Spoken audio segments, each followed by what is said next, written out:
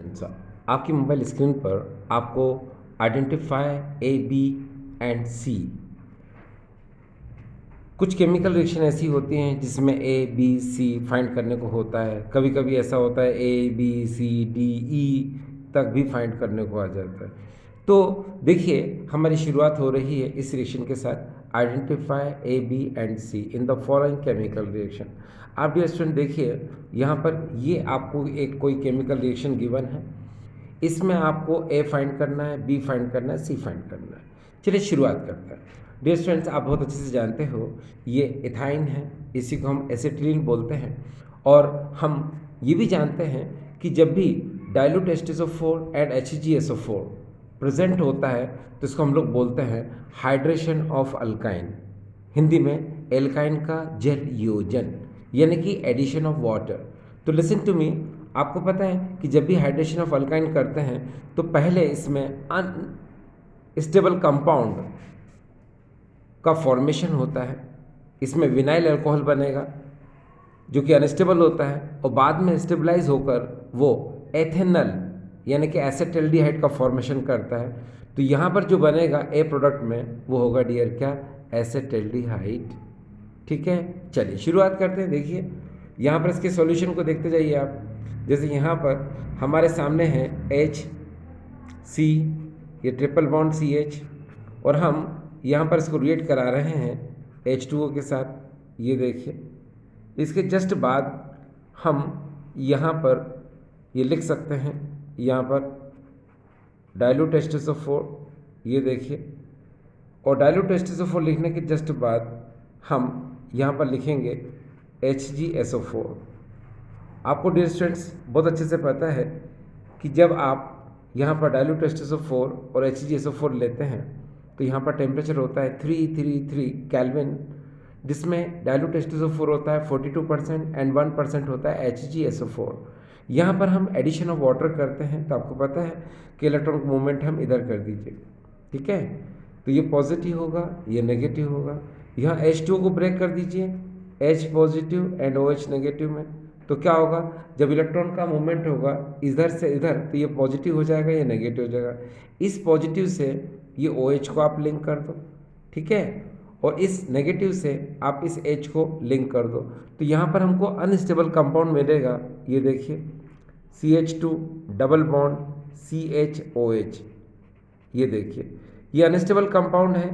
ये आप बहुत अच्छे से जानते हो कि ये जो कंपाउंड है इसको हम ए नहीं कहेंगे। क्यों?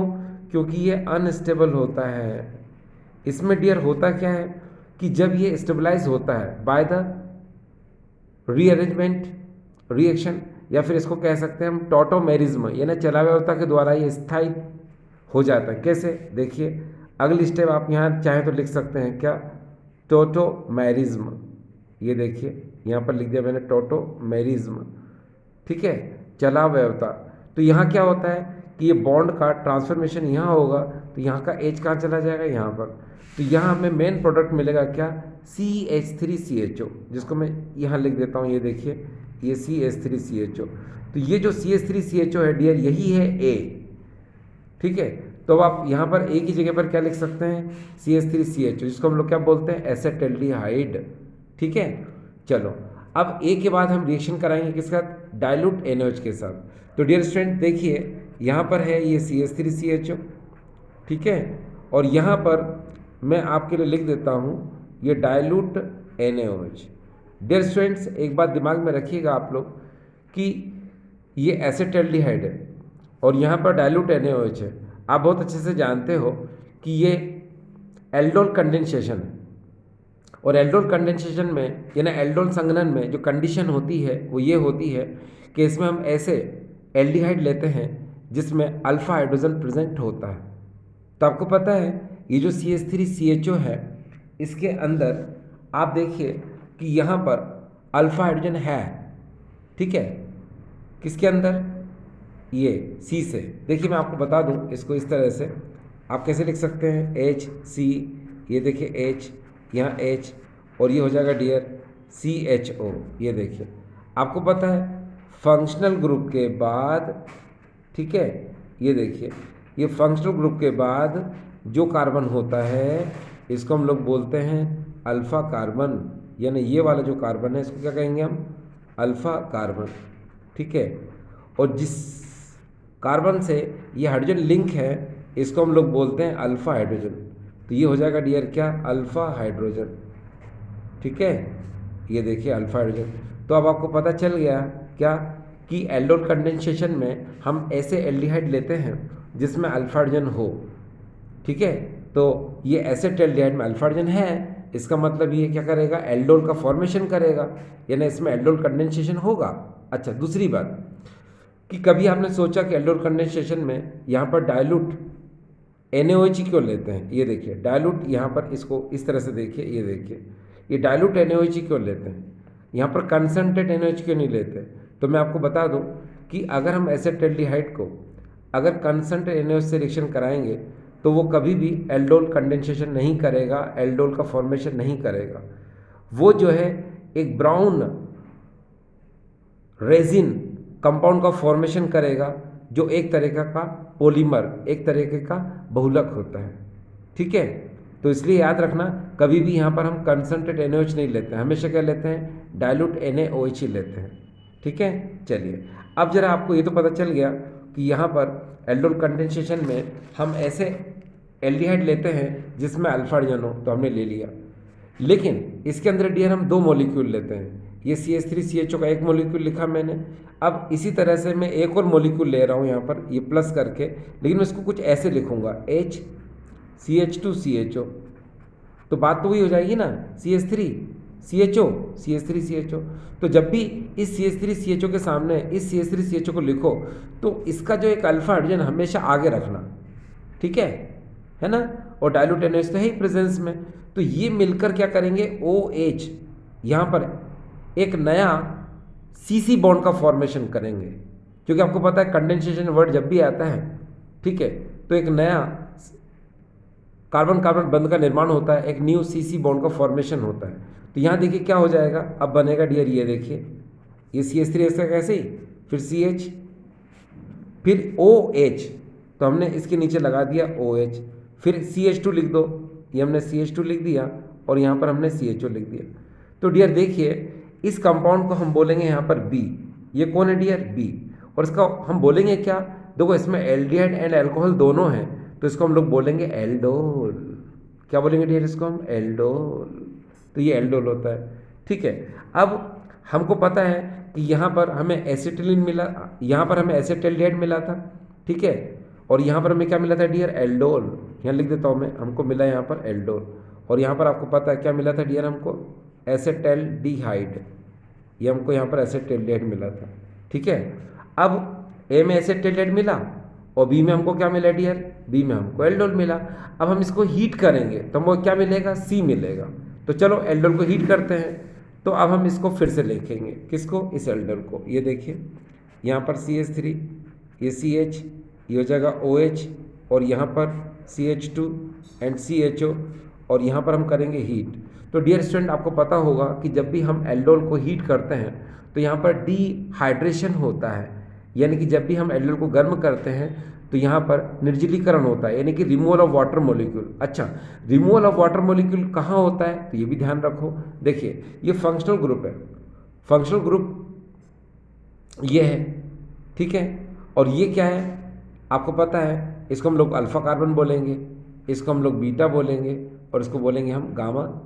ठीक है, तो ये OH हमेशा अल्फा हाइड्रोजन के साथ वाटर मॉलिक्यूल निकालता है।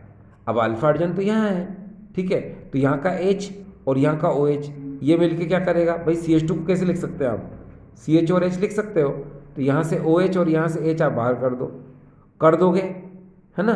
तो यहाँ CH और अभी CH के बीच में क्या आ जाएगा, डबल बॉन्ड आ जाएगा।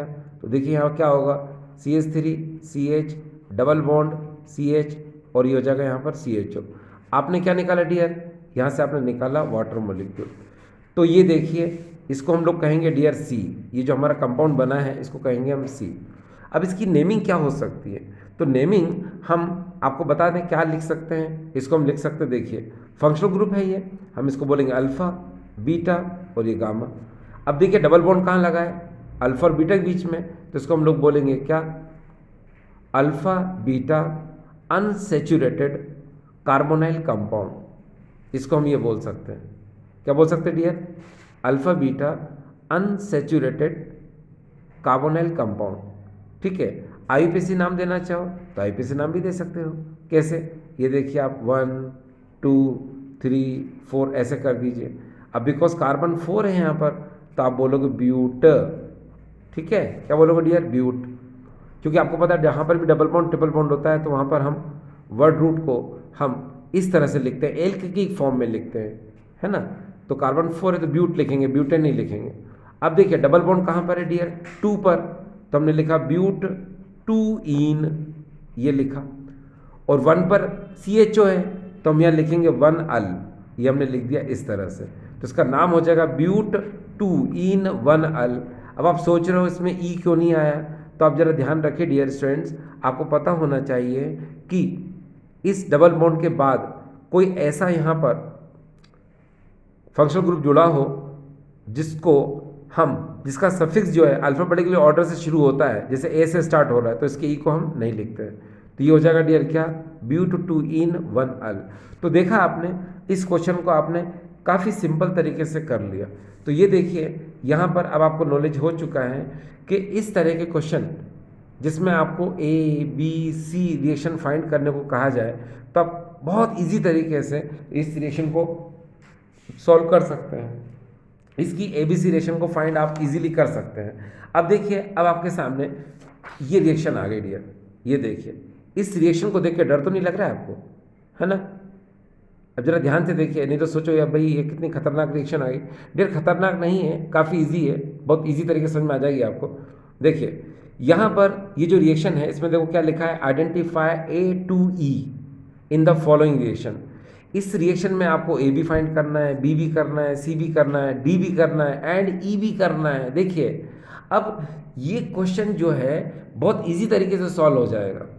ठीक है, देखिए इसमें हम आपको बता दें कि ये जो आपको बेंजोइक एसिड नज़र आ रहा है, इसके सामने यहाँ पर कंसंट्रेट HNO3 है और नीचे कंसंट्रेट H2SO4 है। इसका मतलब इस बेंजोइक एसिड का यहाँ पर नाइट्रेशन होगा, और नाइट्रेशन होता है तो आपको ये भी पता होगा कि इसमें ये जो HNO3 है ये NO2 का एडिशन करता है। तो ये हमेशा NO2 का जो एडिशन करेगा वो कहाँ करेगा, मेटा पोजीशन पर।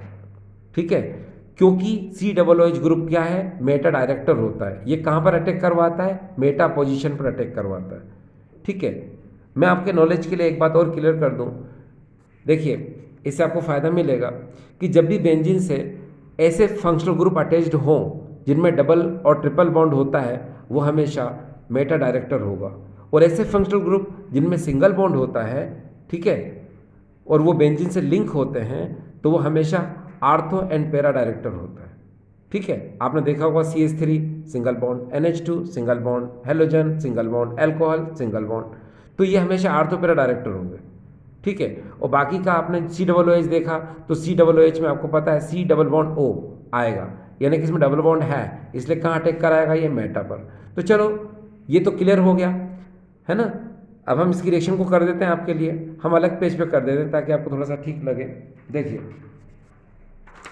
इस रिएक्शन को करने के लिए यहाँ पर मैं अलग से पेज का यूज़ कर रहा हूँ ताकि आपको समझ में आ सके कहाँ क्या हो रहा है। देखिए डियर, यहाँ पर सबसे पहले मैंने बेंजोइक एसिड ले लिया, ये देखिए इस तरह से कि बेंजोइक एसिड, और मैं यहाँ पर इसकी रिएक्शन कराऊंगा कंसंट्रेट HNO3 के साथ। तो यहाँ लिख दिया मैंने HNO3, ये कंसंट्रेट लिखा, और प्रेजेंस ले ली मैंने यहाँ पर कंसंट्रेट H2SO4 की। ये देखिए अब इस HNO3 को खोलो डियर, कैसे खोलोगे, NO2 एंड OH में खोलोगे तो NO2 कहाँ अटैक करेगा डियर, मेटा पर, ये मेटा पर। तो यहाँ से H निकलेगा, OH मिलकर H2 बाहर हो जाएगा, और यहाँ पर हमें मिलेगा मेटा नाइट्रो बेंजोइक एसिड, यानी कि हमको मिलेगा इस तरह से। देखिए प्लीज़, ये देखिए ये हो जाएगा यहाँ पर COOH और यहाँ पर जुड़ जाएगा NO2। तो डियर याद रखिएगा ये कौन सा कंपाउंड हुआ डियर, A, ये हमको A मिल चुका है। ठीक है, क्या मिला डियर, A। अब हम क्या कराएंगे, इसको थायोनाइल SOCl2 से रिएक्शन कराएंगे। ठीक है, किसकी, इसकी। तो याद रखना मेन प्रोडक्ट कौन सा है, बेंजोइक एसिड, यानी यहाँ। तो आपको रिएक्शन जो भी कराना पड़ेगी, अब कहाँ कराना पड़ेगी, यहीं पर कराना पड़ेगी, ये बात ध्यान रखना। ठीक है, कहाँ होती है रिएक्शन, हमेशा इसमें मेन प्रोडक्ट में, यानी इसमें। तो चलो COOH को अब हम क्या कराएंगे, COCl2 से रिएक्शन कराएंगे। किस में, इस प्रोडक्ट में, ए के बाद ही तो बी आएगा ना भाई, तो इसको ले आओ। देखिए तो चलो ले आते हैं इसको वापस से। ये देखिए हमने इसको फिर से लिख लिया एक बार और, COOH, और डियर यहाँ पर लिख लिया हमने NO2। हम इसको रिएक्शन कराएंगे थायोनाइल क्लोराइड SOCl2 से। तो आपको पता होगा कि जब भी SOCl2 से रिएक्शन होती है तो हमेशा SO2 बाहर निकलता है, ठीक है।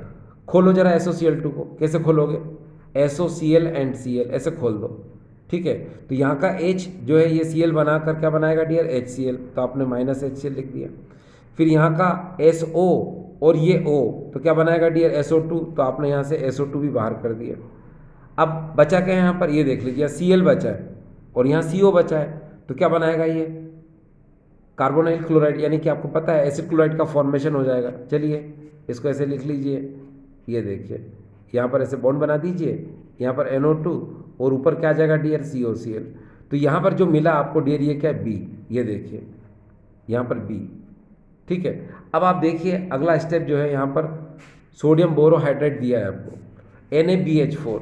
तो डियर मैं आपको NaBH4 के बारे में थोड़ा समझा दूँ कि यहाँ पर जो NaBH4 होता है ये लिथियम एल्यूमिनियम हाइड्राइड यानी कि LiAlH4 से वीक रिड्यूसिंग एजेंट होता है। यानी कि हम कह सकते हैं कि LiAlH4 ये स्ट्रॉन्ग रिड्यूसिंग एजेंट होता है और NaBH4 इसके कंपैरिजन में ये वीक रिड्यूसिंग एजेंट होता है, ठीक है। हम ऐसे भी कह सकते हैं कि ये जो सोडियम बोरोहाइड्रेट है ये C का रिडक्शन नहीं करता, ठीक है, उसको रिड्यूस नहीं करता।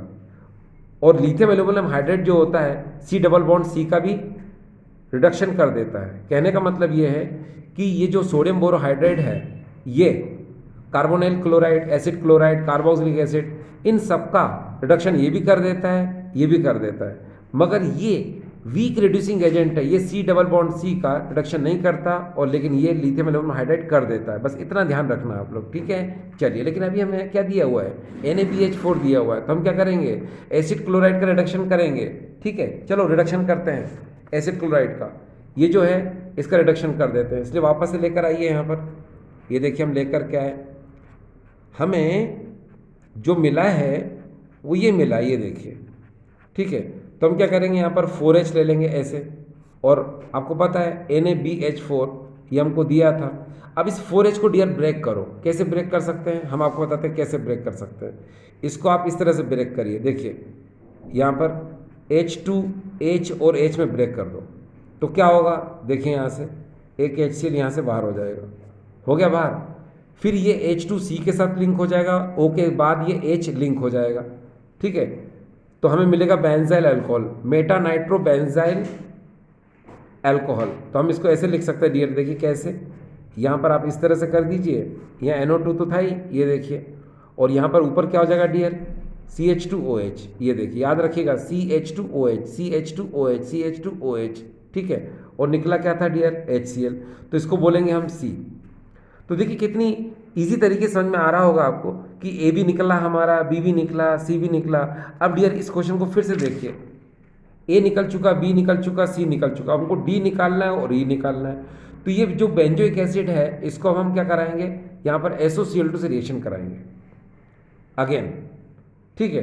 तो नेचुरल D यहाँ पर क्या मिलेगा हमको, आपको पता है इसमें हमको मिलेगा वही जो यहाँ मिला था, है ना। तो चलो इसको फिर से ले लेते हैं हम लोग, है ना, ठीक है, क्योंकि हमको D बनाना है ना। तो अपन एक काम करते हैं, ये देखिए यहाँ पर हमने ये बेंजोइक एसिड ले लिया इस तरह से, ठीक है। तो पहले आपने समझा होगा, अब फिर से ज़रा देखिए, पहले जो हमको कंपाउंड मिला था उसमें याद रखना कि एसिड क्लोराइड तो मिला था मगर उसमें मेटा नाइट्रो, लेकिन यहाँ हमको क्या करना है, डायरेक्ट हमको क्या मिलेगा डियर, एसिड क्लोराइड ही मिलेगा। देखो कैसे मिलेगा, ये देखिए ये बेंजोइक एसिड है, इसको हम SOCl2 से रिएक्ट कराएंगे। इसको खोलो जरा, SOCl एंड Cl बताया था मैंने आपको, यहाँ से HCl क्या करो, बाहर कर दो, यहाँ से SO2 भी बाहर हो जाएगा, ठीक है, A और Cl इसका लिंक हो जाएगा। तो ये देखिए यहाँ पर हमें मिल जाएगा बेंजेनॉइल क्लोराइड, ये देखिए ये हमको बेंजेनॉइल क्लोराइड मिला, निकला क्या था डियर, SO2 और HCl बाहर निकला था। ये जो बेंजोनॉइल क्लोराइड मिला है डियर हमको यहाँ पर, इसको हम लोग बोलेंगे डी। ये देखिए डी। अब हमारी आखिरी स्टेप वो भी देख लीजिए जिसमें हमको ई बनाना है। तो ई बनाने के लिए अगर आप ध्यान से देखो तो क्या लिखा है यहाँ पर H2PD BSO4 क्विनोलिन। आपको पता है ये क्या है? इसको हम लोग बोलते हैं रोजनमुंड रिडक्शन। और रोजनमुंड रिडक्शन में आपको पता है H2 के साथ क्या होगा, इसका रिडक्शन होगा। किसका? थायोनाइल क्लोराइड का। ठीक, माफ़ करना, इसका बेंजोनॉइल क्लोराइड का। तो चलो शुरू करते हैं। यहाँ पर हम यही कर देते हैं, इजी लगेगा आपको। ये देखिए हमने H2 से रिएक्शन करा दी डियर इसकी, ठीक है। और बाकी प्रेजेंस तो पता है आपको, PDBSO4, ठीक है। और यहाँ पर क्या लेंगे आप, यहाँ पर क्या लेंगे आप, आपको पता है PDBSO4 तो आपने ले लिया, आप क्विनोलिन है ना, ये भी ले लीजिए, ठीक है। अब यहाँ पर H2 है तो क्या करोगे, H यहाँ से आप HCl बाहर कर दो और इस H को जोड़ दो यहाँ पर, तो क्या हो जाएगा CHO, यानी बेंजल्डिहाइड का फॉर्मेशन हो जाएगा डियर। ये देखिए यहाँ पर आपने देखा, ये देखिए CHO निकला क्या था, HCl। तो HCl तो आपने लिख ही दिया इधर, ये डियर HCl है। हाँ, और यहाँ पर क्या हमको मिला, बेंजल्डेट। तो बेंजल्डेट डियर क्या होगा, E। ये देखिए हमने E का भी फॉर्मेशन कर लिया, ठीक है। तो आपने देखा कि ये जो रिएक्शंस होती हैं, ये देखिए इस क्वेश्चन को फिर से देखते हैं हम लोग। यहाँ पर ये A B C D and E आपने सभी को क्या कर लिया डियर, फाइंड कर लिया है ना। बस चलिए हम आगे चलते हैं। आपके सामने यहाँ पर जो रिएक्शन नज़र आ रही है, इसमें हमको आइडेंटिफाई करना है ABC, ठीक है। तो यहाँ क्वेश्चन में लिखा हुआ identify ABC in following reaction. ये देखिए अब आपको इस तरह से रिएक्शन यहाँ पर नज़र आ रही है डियर स्टूडेंट्स। इससे पहले आपने जितनी भी केमिकल रिएक्शन देखी होंगी जिसमें हमने ABCDE फाइंड किया होगा, इस तरह की रिएक्शन आपने नहीं देखी। ये पहली बार इस रिएक्शन को देख रहे हैं आप, कि जिसके अंदर आपको प्रोडक्ट तो मिला हुआ है मगर रिएक्टेंट्स नहीं है इसके अंदर। तो हम एक काम करते हैं, इस रिएक्शन में जिसमें हमको प्रोडक्ट दिया हुआ है, हम इसमें रिवर्स यानी कि उल्टी तरह से थोड़ा देखेंगे। कैसे? कि मान लो यहाँ पर CH2Cl है, आपको पता है 1,2 डाइक्लोरोईथेन है ये, ठीक है। इससे पहले क्या है, Cl2। इसका मतलब यहाँ पर जो C हुआ है उसका यहाँ पर क्या हुआ होगा, क्लोरीनेशन हुआ होगा। क्लोरीनेशन का मतलब यहाँ पर Cl2 का एडिशन हुआ होगा, कहाँ पर, C में, तब जाकर ये बना। इसका मतलब अगर हम यहाँ से दोनों Cl हटा दें तो यहाँ पर क्या बन जाएगा, CH2 डबल बॉन्ड CH2 यानी ईथीन बन जाएगा। आपको पता है H2SO4 कौन है, कंसंट्रेट है यहाँ पर। तो ये क्या है, डिहाइड्रेटिंग एजेंट, निर्जलीकारक है। और ये काम क्या करता है, वाटर मॉलिक्यूल को रिमूव करता है। अगर हम इथीन में वाटर मॉलिक्यूल का एडिशन करा दें, ठीक है, तो इसका मतलब क्या है कि वो यहाँ पर क्या हो सकता है, वो एल्कोहल हो सकता है। कहाँ पर, यहाँ पर, ठीक, बी में। अगर उस एल्कोहल में से आपको पता है कि एल्कोहल कैसे बना होगा, जब KOH की रिएक्शन हुई होगी। तो अगर हम रिवर्स चल रहे हैं ना, तो अगर उसका हम OH हटा दें तो इसका मतलब यहाँ पर क्या होगा, अल्काइल हैलाइड होगा ये। क्यों? क्योंकि आपको पता है K है यहाँ पर, इसका मतलब ये X के साथ निकला होगा। तो यहाँ A कौन है, अल्काइल हैलाइड। तो ये बात बिल्कुल क्लियर हो चुकी है क्या, कि यहाँ पर A में कौन है, अल्काइल हैलाइड। अल्काइल हैलाइड में आप क्या ले सकते हो, CH3CH2Cl ले लो, CH3CH2Br ले लो। चलो मैंने CH3CH2Cl ले लिया। ये देखिए अब यहाँ पर कौन है डियर, यहाँ पर देखिए ये KOH है और यहाँ पर ये एक्वस है। ये देखिए, तो आप क्या करेंगे, यहाँ से धीरे से यहाँ से KCl बाहर कर दो और OH को आप यहाँ पर ऐड कर दो। तो डियर देखिए यहाँ पर क्या हो गया, CH3CH2OH, ये हो गया। और निकाला क्या आपने, यहाँ से आपने KCl को रिमूव कर दिया। तो डियर आपको पता चल गया A कौन है, यहाँ पर क्लोरोईथेन, B कौन है, एथेनॉल। ये देखिए अब हमको पता है कि B हमें मिल चुका है एथेनॉल और A मिल चुका हमको क्लोरोईथेन। अब हमको C बनाना है, तो हम क्या करेंगे, इस CH3CH2OH को हम वापस से लिखेंगे। ये हमने CH3CH2OH को लिखा और आपको पता है यहाँ पर क्या है, कंसंट्रेट H2SO4। और कंसंट्रेट H2SO4 क्या होता है, डिहाइड्रेटिंग एजेंट होता है, यानी कि वाटर मॉलिक्यूल को रिमूव करता है। तो आप एक काम करो, यहाँ से OH और यहाँ से H निकालो तो H2 निकल जाएगा, ठीक है। चलो देखो कैसे, इसको सिंपल तरीके से कैसे लिख सकते हैं, CH3 और CH2 और ये OH, ठीक है। आपको पता है ये अल्फा होगा, ये क्या होगा, बीटा। तो ये OH हमेशा बीटा पोजीशन से हाइड्रोजन को लेकर बाहर हो जाएगा, तभी तो H2 बाहर होगा ना भाई इसकी प्रेजेंस में। तो आपने यहाँ पर क्या कर दिया, H2 बाहर कर दिया। तो क्या बन जाएगा डियर, आपको पता है यहाँ पर CH2 डबल बॉन्ड CH2 बन चुका है। इसको बोलेंगे डियर हम क्या, C, ठीक है। अब हमें आखिरी बनाना है क्या, Cl2 से। तो एक काम करो, इसको पकड़ के लाओ, ये CH2 डबल बॉन्ड CH2 ये हमने कर दिया। इसकी Cl2 से अगर रिएक्शन कराएंगे तो आप समझदार, आप बहुत अच्छे से जानते हैं कि ये बॉन्ड क्या होगा, इसका ब्रेक होगा। और आपको पता है जब एक पाई बॉन्ड ब्रेक होता है तो दो नए सिग्मा बॉन्ड का फॉर्मेशन होता है। इसका मतलब क्या निकला, इसका मतलब ये निकला डियर, देखिए कि यहाँ पर ये कौन सी रिएक्शन है, अरे डियर ये एडिशन रिएक्शन है। एडिशन रिएक्शन में क्या होता है आपको पता है, ये पाई है और ये क्या सिग्मा। जब एक पाई बॉन्ड का ब्रेक होगा तो क्या होगा, दो नए सिग्मा बॉन्ड का क्या होगा, फॉर्मेशन होगा। तो आप क्या करो, पाई बॉन्ड को ब्रेक कर दो, दो Cl को ऐड कर दो, तो यहाँ क्या हो जाएगा, CH2Cl एंड CH2Cl। देखा आपने, ये प्रोडक्ट हमें मिल चुका। ठीक है, ये देखिए, ये देखिए। तो डियर जितनी भी आपने रिएक्शन देखी हैं, ये जितनी भी ABC रिएक्शन, ठीक है, इनको जब आप प्रैक्टिस करोगे डियर तो अपने आप कॉन्फिडेंस आएगा, आपका डर दूर हो जाएगा। ठीक है, थैंक यू।